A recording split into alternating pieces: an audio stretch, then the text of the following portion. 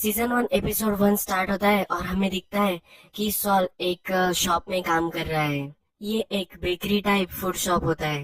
ये जो सीन है ये फ्यूचर का हमें दिखाया गया है, यानी कि इसके पहले बहुत सब बुरा हो चुका है, इसलिए अब वो यहाँ काम कर रहा है। सॉल काउंटर पर होता है, फिर उसे एक आदमी देखता है, वो उसकी तरफ ही देख रहा होता है, ऐसा उसे लग रहा होता है।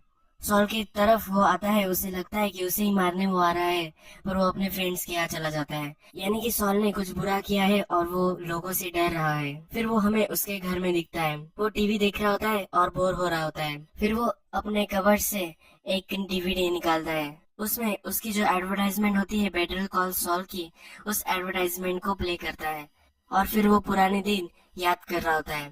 फिर हमारी सीरीज अब प्रेजेंट में आती है और हमें एक कोर्ट रूम दिखाया गया है।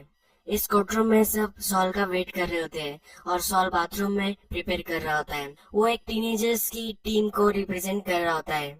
वो जूरी को बोलता है कि आप सबको याद होगा कि आप टीनेजर्स जब थे तब आप कैसे थे, कितने बैड डिसीजन आप लेते थे। मेरे क्लाइंट्स ने भी ऐसा ही कुछ किया था, पर अब उनको उतनी सजा होनी नहीं चाहिए। वो बोलता है कि हमें याद रखना है कि इस क्राइम में कोई हर्ट नहीं हुआ था, ये इतना सीरियस क्राइम भी नहीं है।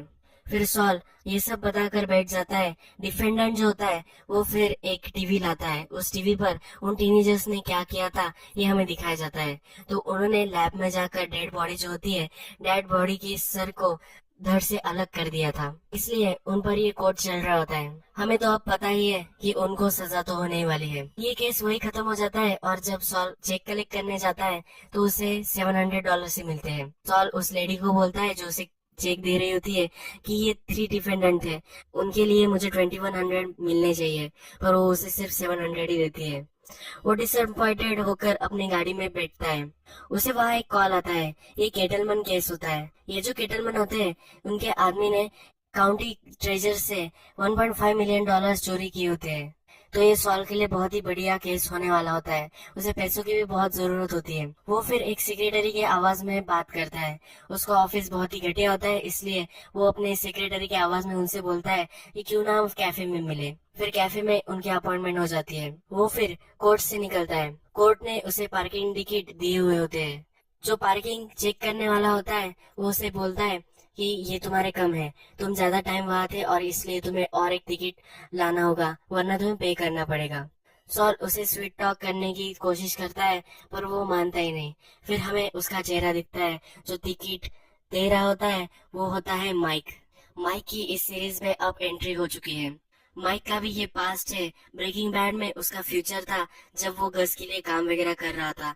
तो अब हमें इस सीरीज में दिखेगा कि वो गस के लिए काम कैसे कर रहा था, और माइक की ट्रांजिशन भी हमें इस सीरीज में दिखने वाली है। फिर सॉल केटलमैन से कैफे में मिलता है। केटलमैन की जो वाइफ होती है बेट्सी, वो सॉल को बता रही होती है कि हम इनोसेंट है, मेरे हस्बैंड ने कुछ भी नहीं किया और उस पर एक इल्जाम लगाया जा रहा है। वो बोलती है अगर हमने कुछ भी नहीं किया तो हमें लॉयर की क्या जरूरत है। फिर सॉल उन्हें कन्विंस करता है कि तुम्हें लॉयर की जरूरत है ही, क्योंकि अगर तुमने लॉयर नहीं लगाया तो तुम्हें वो कन्विक्ट कर सकते हैं। फिर उसका हस्बैंड सॉल से पूछता है कि हमें अब क्या करना पड़ेगा। सॉल फिर एक पेपर उसके पास होता है, उस पर एग्रीमेंट होता है, वो उस पर साइन करने के लिए बोल रहा होता है। और फिर वो बोलता है कि अगर तुमने अभी साइन कर लिया तो मैं डिफेंस के लिए अभी स्टार्ट कर दूंगा। वो साइन करने ही वाला होता है, पर बेट्सी उसे रोक लेती है। वो सॉल को बोलती है कि हमें एक दिन सोचना चाहिए। सॉल फिर डिसअपॉइंटेड हो जाता है। फिर से वो केटलमैन को अपना क्लाइंट बनाना चाहता है, इसलिए वो उन्हें फोन गिफ्ट कर रहा होता है। ये फोन पर वो बात कर रहा होता है, तभी उसके गाड़ी के सामने एक स्केटर आता है और उसकी विंडशील्ड से टकरा जाता है। उसे बहुत लगा है ऐसा लग रहा होता है, और फिर उसका ब्रदर भी वहाँ होता है। वो स्केटर बोलता है कि अब मैं पुलिस को कॉल करने वाला हूँ। सॉल बोलता है कि नहीं प्लीज पुलिस को कॉल मत करो। फिर वो उसे बोलते हैं कि तुम ये राइट कैसे करोगे, यानी वो उससे पैसे मांग रहे होते हैं। फिर सॉल को उनकी स्कीम पता चल जाती है। जिसको लगा हुआ होता है उसी को सॉल मारने लग जाता है। फिर वो दोनों खड़े हो जाते हैं। सॉल बोलता है कि ये जो तुम्हारी स्कीम है ये बहुत ही अच्छी है, पर तुम्हारा विक्टिम जो चॉइस है बहुत ही गलत है।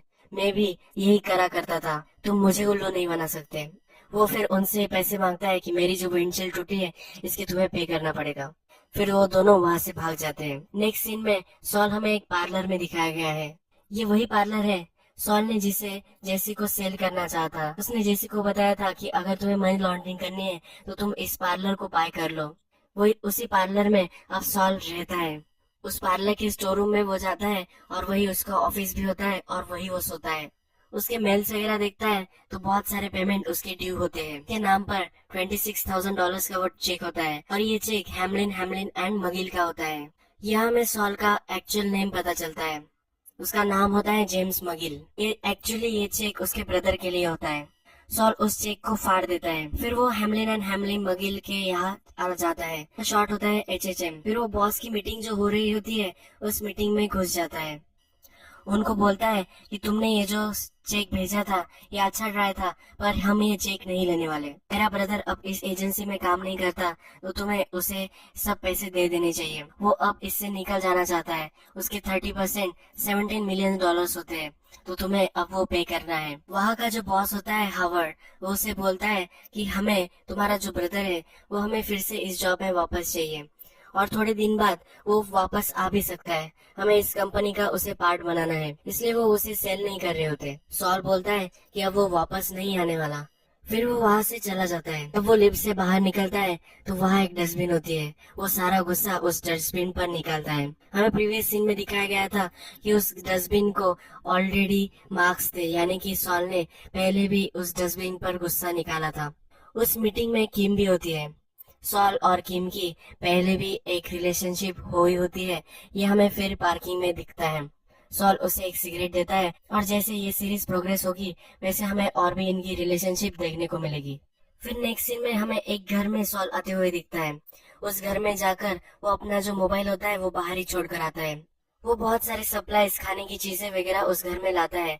उस घर में इलेक्ट्रिसिटी नहीं होती, सब लाइट्स वगैरह बंद होते हैं। फिर वो एक लैंप लेता है और उससे वो सब देख रहा होता है। वो सारे सप्लाईज रख देता है और फिर घर में आ जाता है। फिर वो उसके ब्रदर से मिलता है। उसके ब्रदर को एक बीमारी होती है जिससे वो इलेक्ट्रिसिटी के आसपास नहीं रह सकता। अगर वो इलेक्ट्रिसिटी के पास गया तो उसे दर्द होता है, इसलिए वो सब लैंप्स वगैरह बंद कर कर वहाँ रह रहा होता है। इसलिए वो अपने ऑफिस नहीं आ पाता।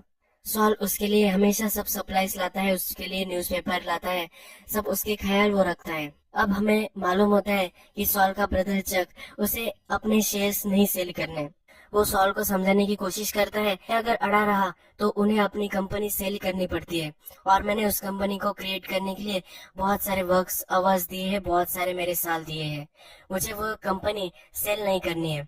पर फिर सॉल उसे समझाता है कि अगर तुम उस कंपनी को सेल नहीं करोगे तो तुम अपना गुजारा कैसे करोगे, तुम रास्ते पर आ जाओगे और फिर तुम्हें कितना ट्रबल हो सकता है सब इलेक्ट्रिसिटी से। फिर चक बोलता है कि हावर्ड आया था, उसने मुझे एक चेक दिया है। वो $700 का ही चेक होता है। वो उसे एक स्टाइपेंड की तरह उसे वो चेक दे रहा होता है।